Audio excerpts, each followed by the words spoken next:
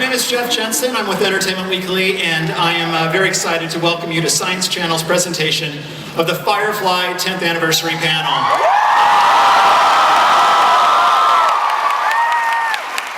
I had a very long and florid intro that argues the importance of Firefly, but I think you know it. And we're running a little late, so let's get on with the thrilling heroics. I'd like to introduce the creators and cast, beginning with writer Jose Molina.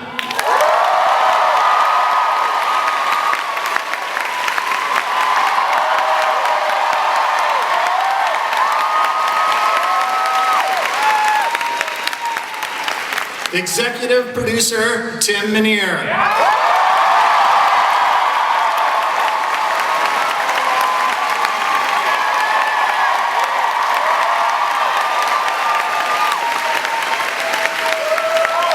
This actor wanted to be introduced as bounty hunter and sandwich maker. You know him better as a leaf on the wind.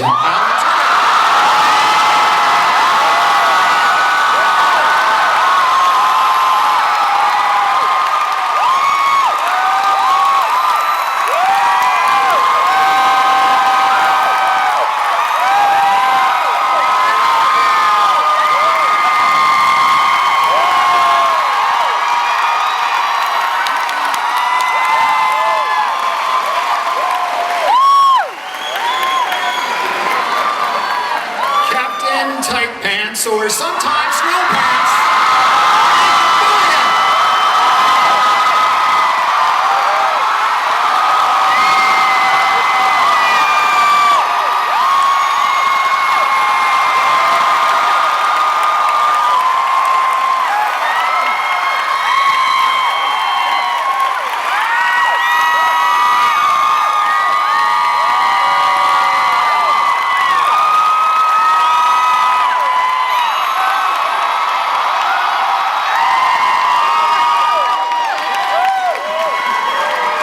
One word, river, summer black.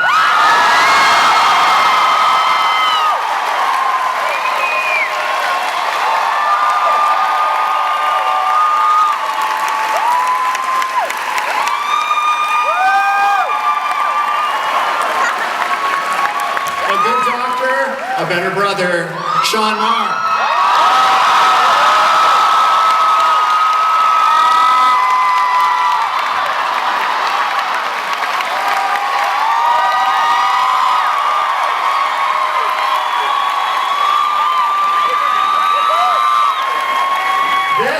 This is the audience participation portion of the show. The hero of Canton, the man they call...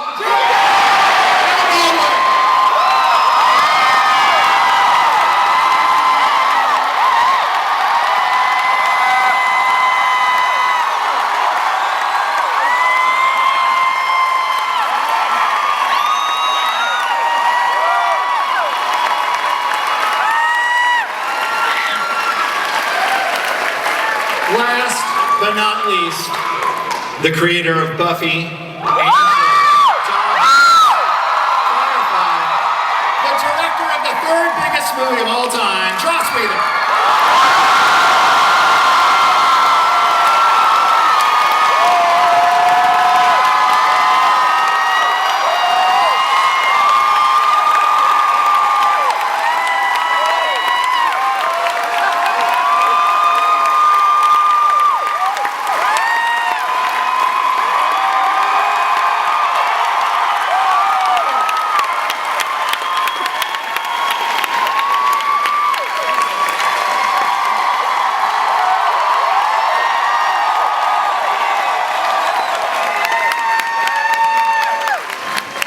We got stuff to do, so sit down. Oh,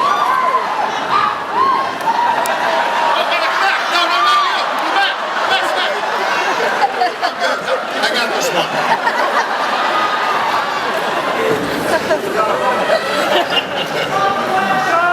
We have time for questions. I know you have a lot to ask. I know you have a lot to say. There are microphones positioned. You guys know the drill. You've been to Comic-Con. Joss Whedon. congratulations on a great summer so far for you. It's been 10 years since the beginning of Firefly. 10 years of this sort of amazing story of a show that has survived cancellation to become the phenomenon that it is. What does it mean to you to be here today on the 10th anniversary of Firefly? Means I'm running on fumes, let's face it. I haven't come up with anything new, so I'm just hoping people will still watch this. What else could it possibly mean, except that we always knew from the very beginning that everything we were doing for the right reasons, in the right way, with the right people, that we were making something that was more than the sum of its parts, that we had the best cast I'll ever work with.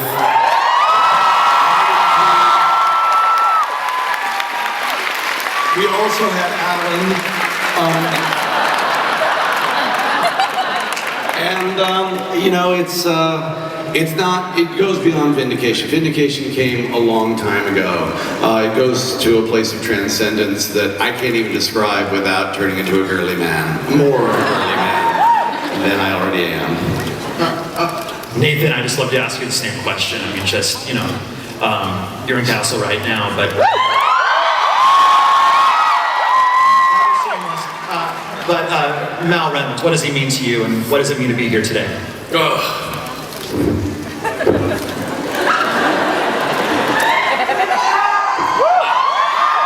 If I can get through this without crying, it'll look a lot cooler. Firefly was a lot of firsts for me.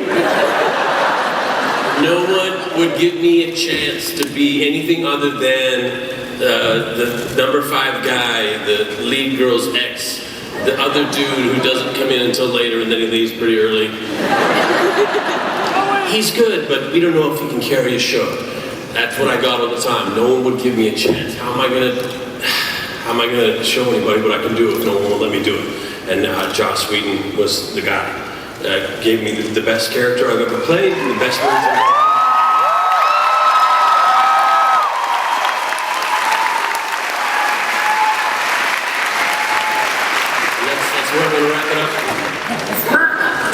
Joss, 10 years ago when you created Firefly, what was on your mind? What kind of science fiction show did you want to create? How did it begin?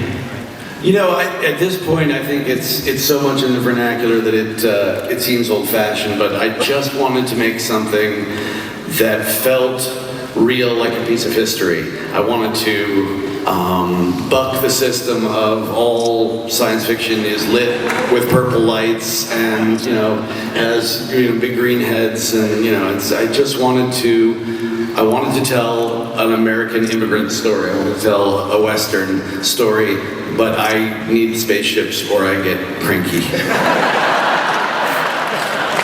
And Tim Minear, you've worked with Joss for years. I'd love to know, like, what were your thoughts when he said, "Hey, I want to, you know, make a science fiction Western"? Like, did you think that would be a hit show?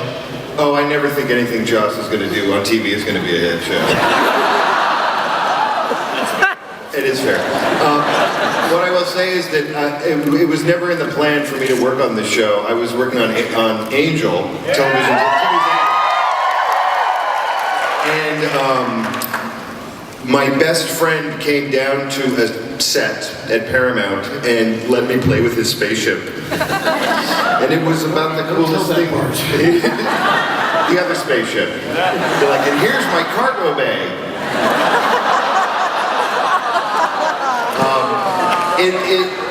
Look, I was a geeky kid growing up. I went to cons, and you know, that's what I did. And Joss Whedon, the coolest guy in Geekland, said, "Come be on my spaceship," and it means as much to me now as it did then, which is kind of a lot. Yeah, I have to, you know, give the dark underbelly of that story as well, which involves betraying David Greenwald, which is always funny. And because I promised him I would never take Tim Minear off of Angel. And a very good friend and a very wise woman, Marty Noxon, sat me down and said, "Joss, you need Tim on Firefly or you will never leave that set and the other shows will die." She was like, "The only thing that can make Firefly work when you're not around is Tim Minear, and you know it, and and you have to put him on that show, and you have to do the hard thing. And she was so right. It's the best move I ever made. Thank you.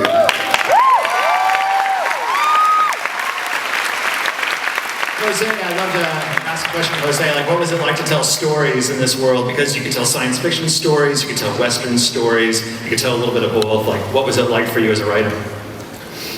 It was kind of like being a pig in shit, honestly. That's crazy. A pig in fecal matter. I had been an assistant on Buffy and Angel. I was Howard Gordon's assistant, so I always felt kind of like the kid on the outside looking in and going, please let me play with the pretty toys. And then Firefly came along after I'd gotten my first gig, and I didn't even have to interview it because I knew Joss and I knew Tim. And so I was invited into the sandbox. And then, you know, it's just like, how hard do you geek out, and how hard do you sort of push your own tendencies, which mine were a little more traditional Star Trek-y, sort of old-fashioned sci-fi. And our homework before we started work was to watch a lot of Westerns. So I tried to be as much of what I thought the guys wanted me to be, and pitch along what the whole staff was pitching and try to make it Western. And then ultimately what I wound up writing was the one with the spaceships and the core planet and all the pretty things and the laser guns and the but it was literally a dream come true writing on the show and Coming up with this amazing heist plot stuff. And Just stop recording while any writer will say, and then there's a cool heist, and everyone's like, yes! How do you do that? And you know, my whole thing is, hey, what if they're sad? Hey, what if it's about his father? You know, I can know, but the actual like coming up with structure, and then that structure has meaning. Like the stuff you did on that, I was like, oh, thank God we have someone who can do this. And then later on, I'll add more sad. Maybe I'll kill somebody. Sean, you figured prominently in the episode of Ariel. You're like the Danny Ocean of Imperial Hospital heists. I'd love to know, science fiction, Western, fusion of Western culture and Chinese cultures. This sounds kind of really weird. Love to know, kind of like dropping into the middle of this world at the very beginning. I mean, was it difficult? Was it challenging, or did you take to it easy? Was it weird or awesome? What was it? It was awesome. I think that's what I loved about it. That we, my first introduction to the world of Firefly actually came out of Joss's mouth. I don't even know if you remember. When we were first when meeting the first actors, and we just had all I had was that Simon speech in the pilot to go on, and so I had a lot of questions. So I had said to Joss, the first thing I said was, "Hey, please tell me about this world." So I got to hear it all come from this man's mouth, which was pretty extraordinary. I never once thought of it as science fiction. I don't know who coined the phrase a post-apocalyptic Western, but that's always how I spoke about the show, post-apocalyptic Western. Ariel to me is actually one of my favorite episodes for many reasons. I mean, just working with these guys was extraordinary. The writing was extraordinary. I love the way it looked. I love that Simon, sort of stepped up to the plate. And I think Tim had told me how Ocean's 11 it was after we shot that initial scene, which I got the night before. Thank you. But yeah, and I don't even know what your question was. I'm still in a little bit of a blur because you guys are so crazy.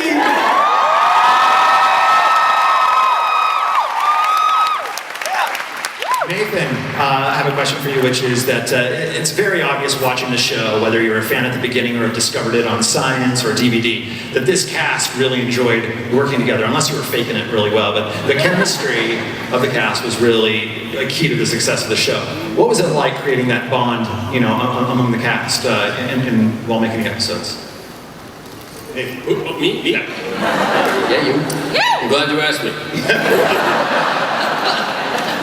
I can't help but think I should have been paying more attention to the question. Can I answer? Alan, Okay. What Nathan means to say is right at the beginning of when we first started shooting the series, Nathan came up to all the actors and he goes, "All right, we're learning everybody's names. It's a contest. His name's Jim. His name's Alan. His name's Tom. His name's Brian. All right, I'm winning." And then took off. And so it became a game of learning everybody's name. And one, you know, a lot of times actors and crew, they get separated, you know, it just happens. You kind of go into your little camps. And that brought everybody together because we were walking around going, "Hi, Brian, Jim, and Tim, and it brought us together as a family a lot. I think that was the biggest thing. Cool. It's important when and the names of the staff. yeah. Adam. Yeah. All right, moving on. Adam, I have a question for you, but we have a clip to set it up first, so let's roll the clip with it.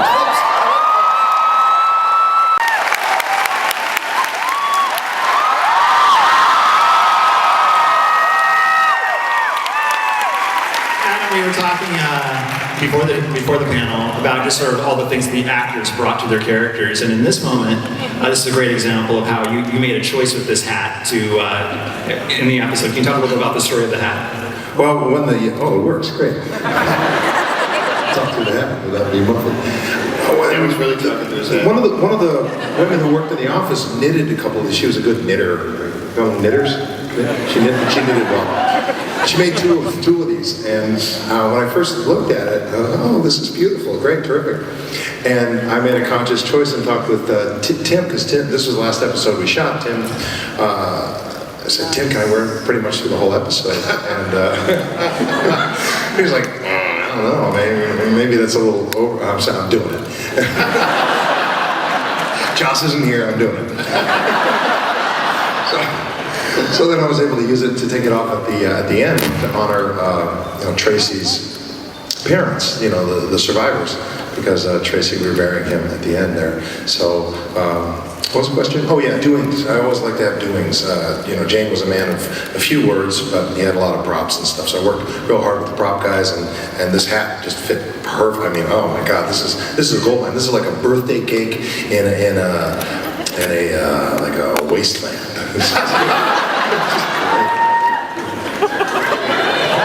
And you made a choice to wear that for the whole episode, right? Say again? You made a choice to actually wear that throughout the entire episode. And Tim agreed after I twisted his arm a little bit, so thank you for that. It turned out okay at the end. Thank you. It turned out very well, but I feel like you're talking to your head. Adam, I think that we have a special purpose for this hat, don't we? I was asked to. Oh God, it's gonna be a riot. Well, how do we determine who answers the question? I did. What we're gonna do is we're gonna where's our line? Where's our line with the microphone? Right here. There you are. Adam has a question to ask, and the first person who gets it right is gonna win this hat. All right, here's a trivia question to win this beautifully knitted Jane replica hat. It's a replica. It's a replica. I'll tell you, the original one went for $5,000 to charity, so thank you.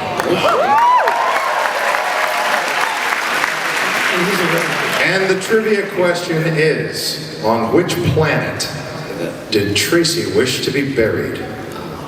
Can I answer that? What's your answer? Oh God. The name of the planet on which Tracy wished to be buried. If you don't know, it's okay. You can ask your question. You won't lose your place in line. If you Don't know, you may have created the show. All right. Spencer Tracy.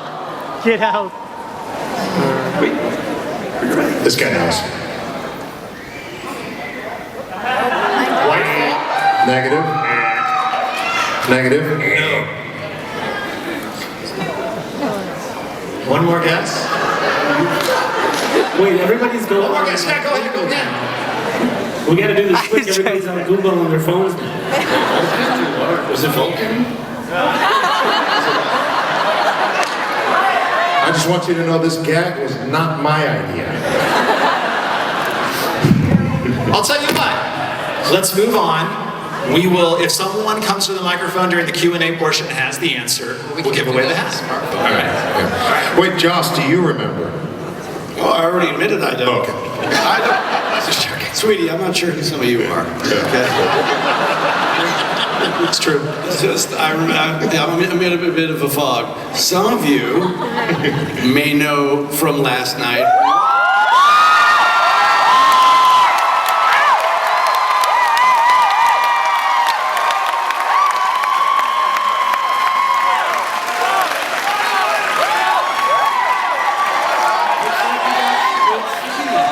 Nice. I don't know how you got the good seats, but that's cool. Who was sleeping outside last night?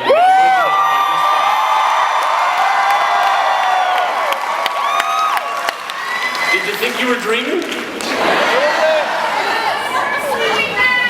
I have a question for Summer, but we have another clip first, so let's roll the clip here. Summer, River was a very mysterious character and lots of secrets. She's very troubled. But what was the key for you in playing that character? Remembering myself at 17, which was like 2 years before. Pretty much it. Joss, I'd just love to know. It's hard to hear up here sometimes. Joss, I'd love to know, just like how important were these actors in sort of bringing your vision to life? And you can just talk about like casting like Summer, like why was she perfect for River? You can't change your mind now. I already got cast. Sure. George Lucas could. He could digitally make it.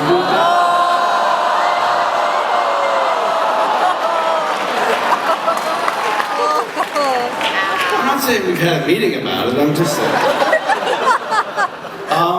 These, as I've said before, are honestly the finest meat puppets that I've ever controlled.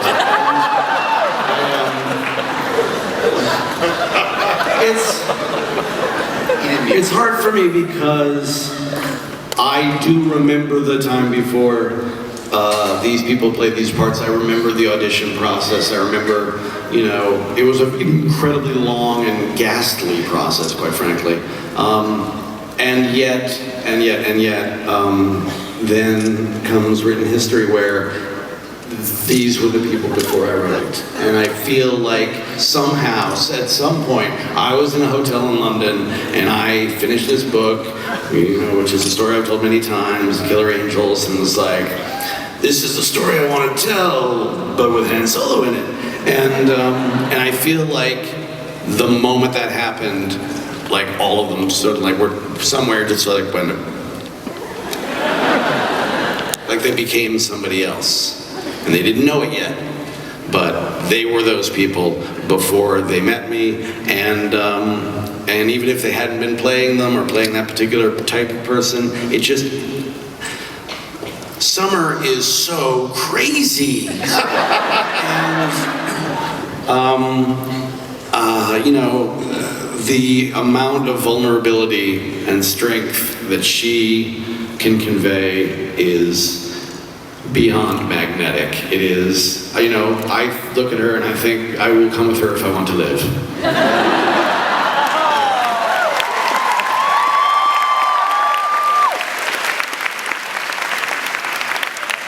Now, Joss, why was Nathan the perfect captain for the series? Why was Nathan feeling the perfect captain for Serenity? Okay. You know, you have to make compromises at some point.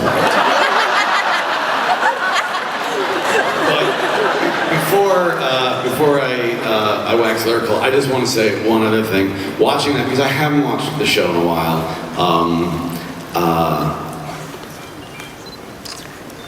Jewel makes me cry, and Gina is the most badass woman I've ever seen.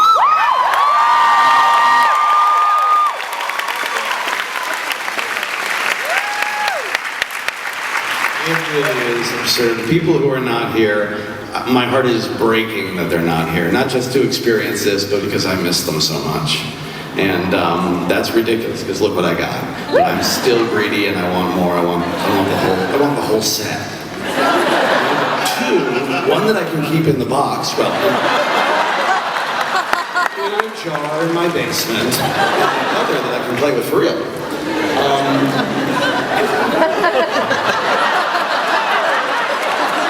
The captain. I don't know how to first of all, I know that no matter what I say, he's gonna make a face. And it's gonna change the context of whatever I'm saying. I'll stare at you.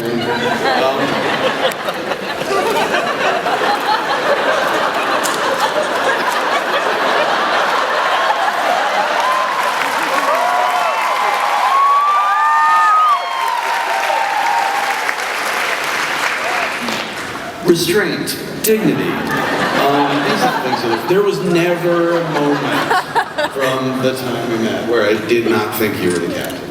And anybody who knows the history of what went after the show, up to and including a party at your house like 3 weeks ago, knows that Nathan is the captain. The thing that, Alan will say, he is there to make sure that everybody is having the best time doing their best work. That's partially the job of the executive producer or the director. The DP also has a big influence on the crew, but the captain of a ship and the star of a show both have a responsibility that most actors are not up to or ignore, or even if they're trying to do it, they can't convey the enormous gravitas that this clown can.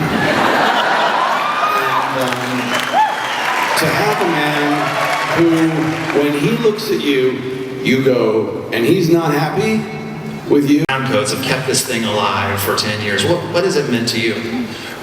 Kelly Wheeler was a woman who worked in our office, and she was assistant to Gareth Davies, our production manager, producer, and she introduced us all to the online community, and that outreach that got to us, and the feedback that fans were able to give to us over time really was inspirational.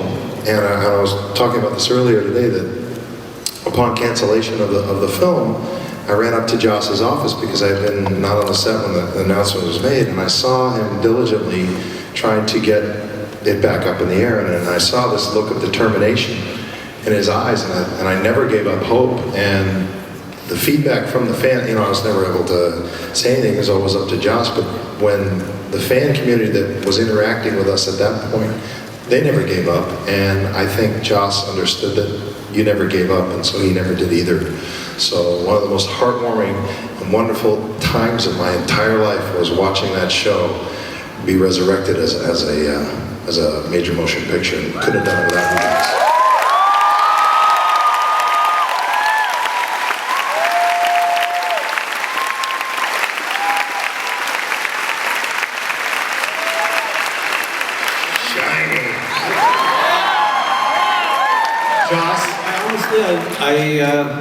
I sometimes look back and I think of the movie Serenity as one of the finest nervous breakdowns a man could possibly have. And expensive. It was, I was inconsolable, and it changed me, and it changed the way I work, and it changed the way I operate, because there was no way, there was no reality where I would not get these people back together. There was just none. I've never been that before. And really, I don't give a shit about anything since. So that was the one time. It was almost like being a man. Or so I have read. Let's go to the audience. Where's our first question? Seen albums? I didn't use Google. Winner! Okay, actually, the question. First, the show has saved my life. That's kind of the only way I can put it without talking for 10 minutes. But thank you for that. Okay, action. Let's speak. What is your favorite fan story? Just crazy, run into brown coat on the street and say, hey, Ken, which I saw on Twitter once, Nathan, and stuff. I'm not gonna count it, really.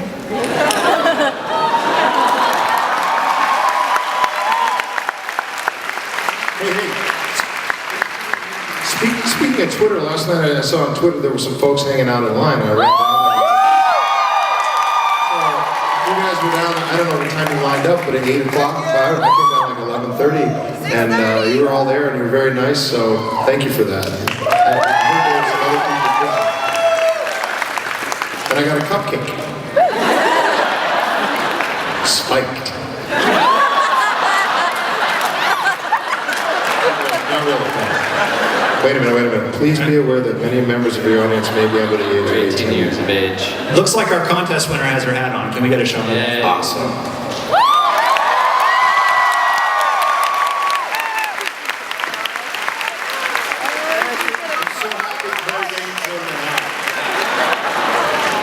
All right, next question. It didn't get answered. You want your crazy? Okay, so one crazy fan story. That was my crazy fans. Crazy. That's what she asked. That's it. Oh, sorry.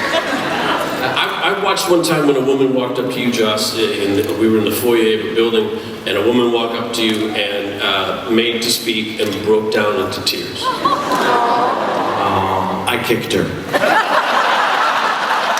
Which surprised me, because I didn't know you very well. But now I do.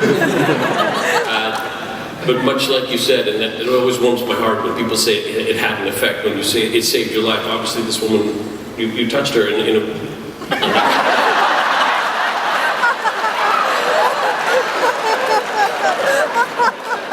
When people are moved, I like that. Do you remember the time? Do you remember the time that we were off the air for 10 years? And then, Like it was like yesterday. thousands of people showed up to see us anyway. Remember that?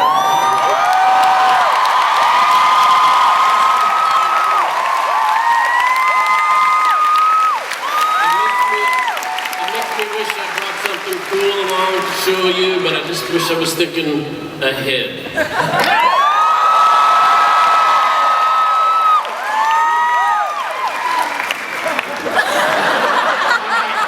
Next question. Yes. Muscle management. Hi, is Enora's missing storyline ever going to be put into a graphic novel? And if not, can you fill us in on what it was? I'm sure Morena's gonna tweet about it or something. Or maybe Tim will talk about it. Hey, somebody in the said that science Ben Edlund already panel spilled it. did. Oh! Yeah, you know what? I do actually. You really told everybody? Yeah. Oh man. It won't air. It hasn't aired. Almost inked the deal. Only on the Science Channel. Yeah, it hasn't aired yet, so you can go ahead and. No, I'm not going to say anything, but I am going to say that Dark Horse, which has been doing the Firefly and the Serenity books, they keep changing their name because the rights keep floating from Universal to Fox, and it's very strange. But it's our peeps. They're their biggest selling books of all time. They're bigger than Buffy, they're bigger than Hellboy, they're bigger than anything else they have. The biggest hardcover they've ever sold was The Shepherd's Tale.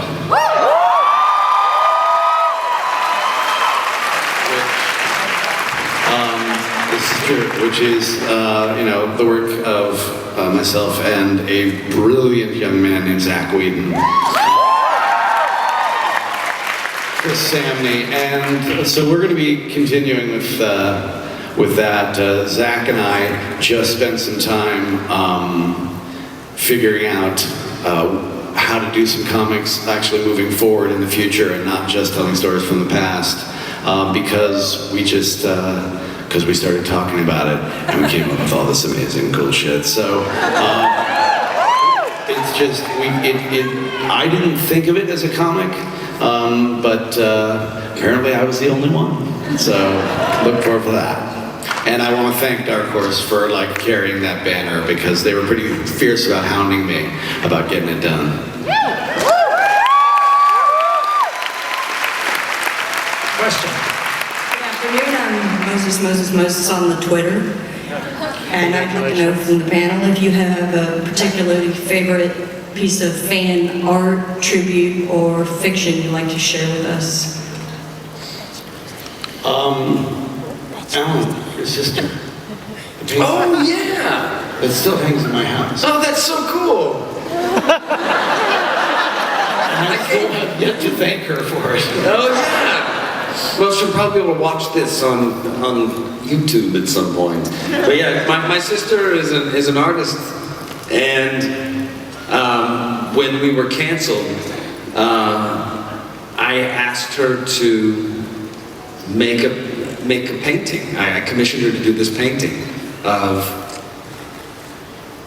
Joss protecting a firefly in a jar. Nice. From some evil thoughts executives.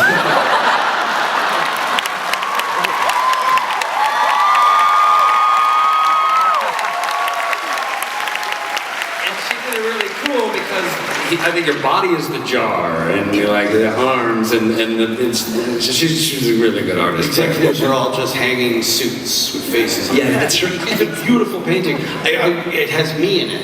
It's made me feel really weird, but it's just so gorgeous. And then how I look at it, you know, with enough critical distance of get over the fact that it's about that you're in it, and just go, this is the exact story of what happened. It's so beautifully rendered, and it's so dark, and it's gorgeous. Best.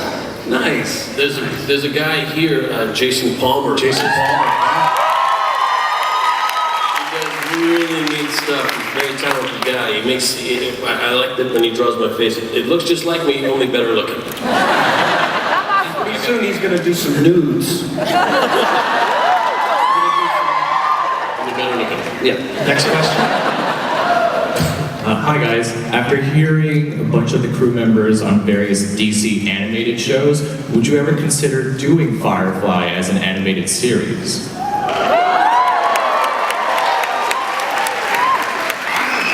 You know, I get it, but for some reason, I would be more interested in doing it as a radio show. And you know, a little something like this. Close your eyes. What? Sorry, I was asleep. Looks like we're heading into that one. I'm gonna need you at the bridge. Yeah, sure thing, Captain. God dang it. Hey, Zoe, what up?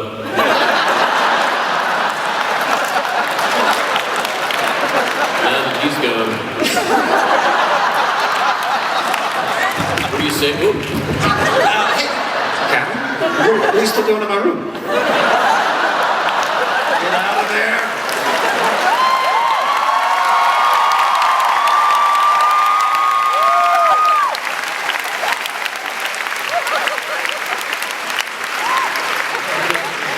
So I should say something really, really smart, really informative and intelligent. I think you might have a fever. A femur? And the only cure is more Firefly.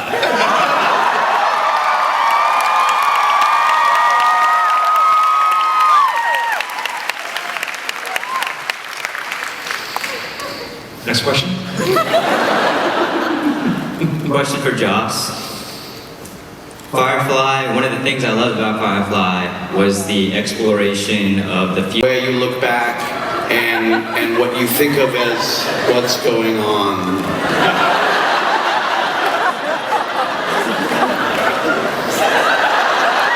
Summer!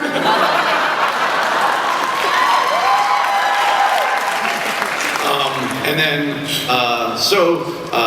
to wrap it up, I got a lot of flack from one Asian journalist who kept asking why I cast an Asian woman as Sean Marr's sister. That didn't make any sense. And he was very angry about it. Wait a second.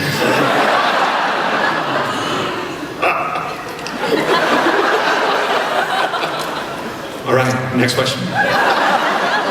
Hi, everybody. that's me. Oh, okay, sorry. So, 10 years after Firefly's over, you guys are still getting a lot of love from your fans, from the internet. I'm wondering if you just feel really proud of what you did, or if a part of you is like, well, where are these screaming people a decade ago? That's a good point. In fairness, Totally. In preschool, I think. Yeah.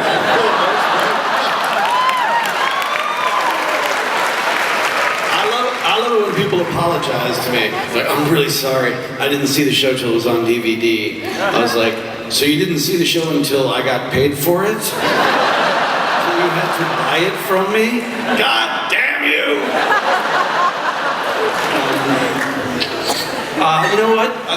That was never a question. The 27 people who saw it when it aired loved it.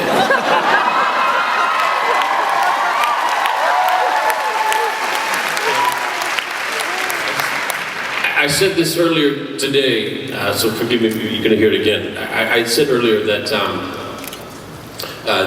when Firefly died, I thought it was the worst thing that could possibly happen.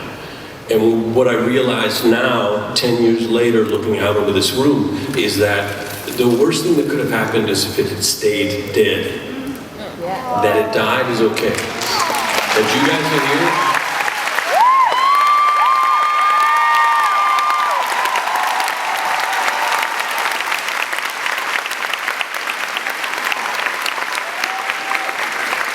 All right, next question. Can we just, everybody just tweet that I said that? I don't want him to have the best. Relax, relax. Let's listen to the lady with an amazing t-shirt. This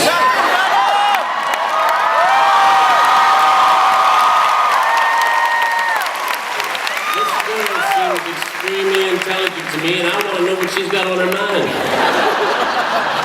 It's actually also my birthday. So, best way to spend it. And I wanted to know if you guys have ever camped out all night long for something, and if you have, what was it? Camping.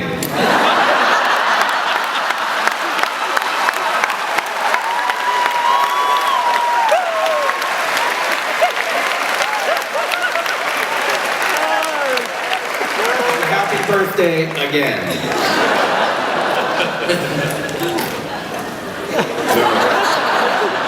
I did camping once, but I called my mom to come pick me up in the middle of the night. Ay, pobre José. I never stayed overnight. I was scared. The longest I camped would have been like a Baby Jane and then some other great gay classic. All right, next question. Nothing to camp out for up there. We have time for one more question. Make it good. Pressure. I like your goat. No pressure. Yes. Hey, had you known that season 1 would be the last season of Firefly, how would the finale have differed from Serenity?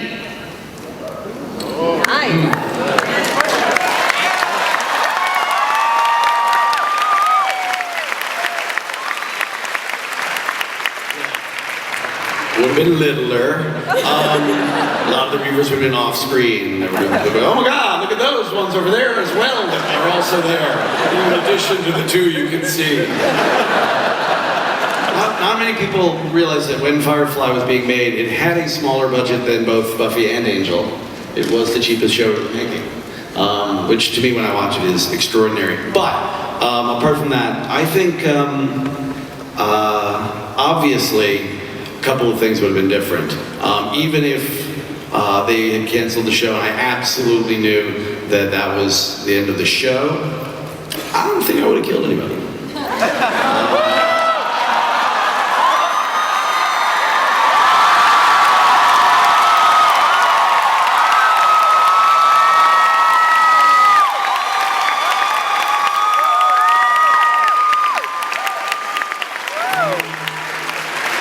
Film is a different animal and has different needs, and I think we would have delved more heavily into the Blue Sun conspiracy aspect of it, which we had to drop for the movie, which I was sorry about.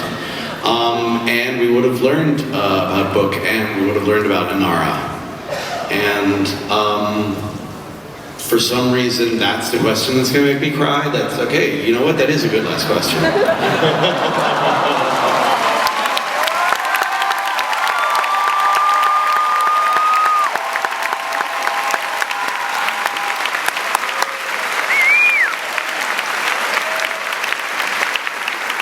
Before we wrap up and ask Joss one more question, we'd like to roll a clip.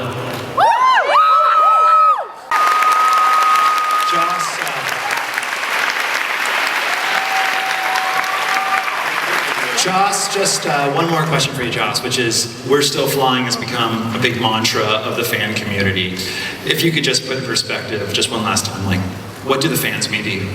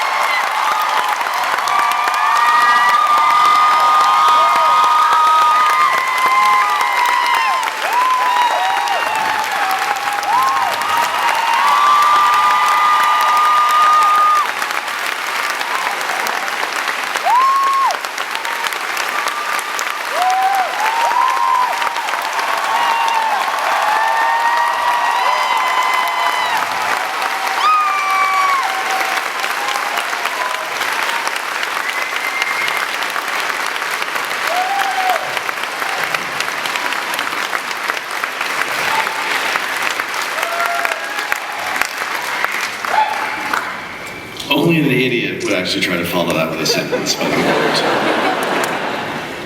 When you come out of a great movie, I'm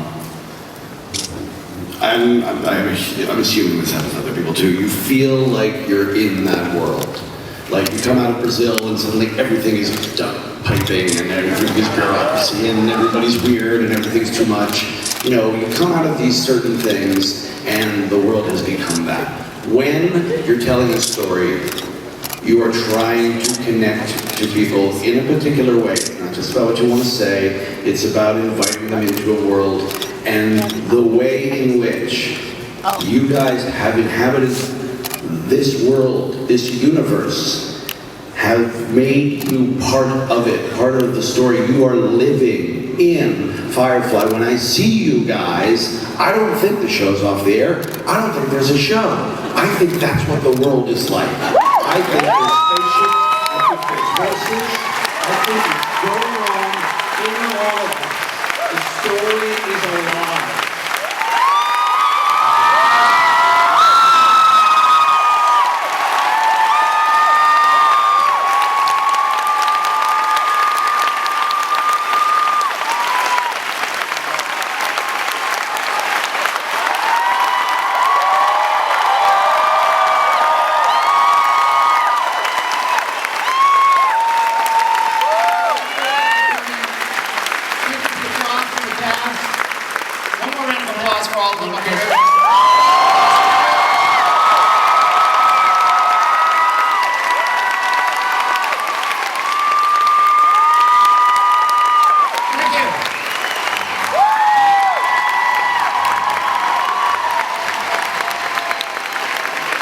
Once again, the cast, the creators.